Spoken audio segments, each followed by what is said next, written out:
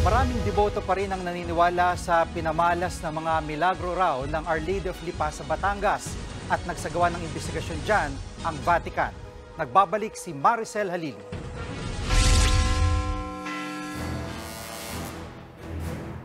Kontrobersyal ang naging himala umano ng pagpapakita o aparisyon ng Our Lady of Lipa, the mediatrix of all grace sa Batangas noong taong 1948. Ayon sa mga ulat, umulan sa lugar ng petals na may mukha ni Kristo.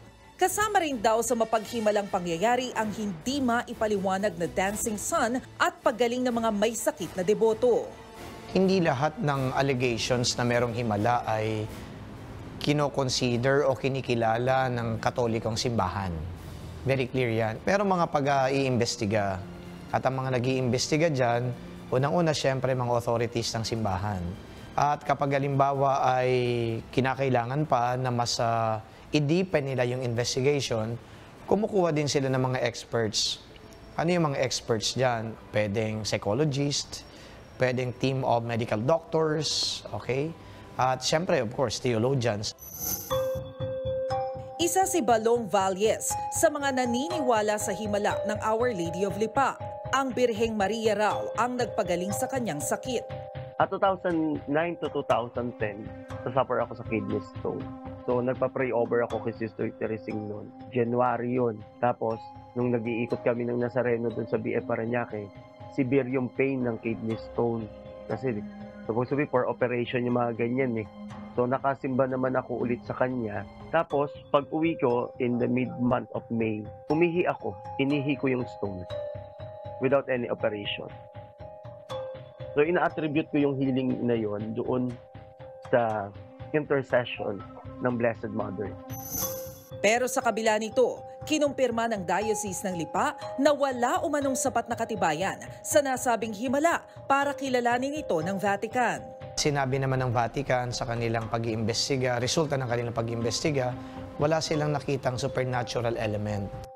Nito lamang March 19, inilabas na ng Archdiocese of Lipa ang decree mula sa Vatican na naglalaman ng resulta ng investigasyon ng Simbahang Katolika noon pang 1951. Napag-alamang walang supernatural ang sinasabing himala sa Lipa. Pinagtibay na rin daw ito ng Santo Papa.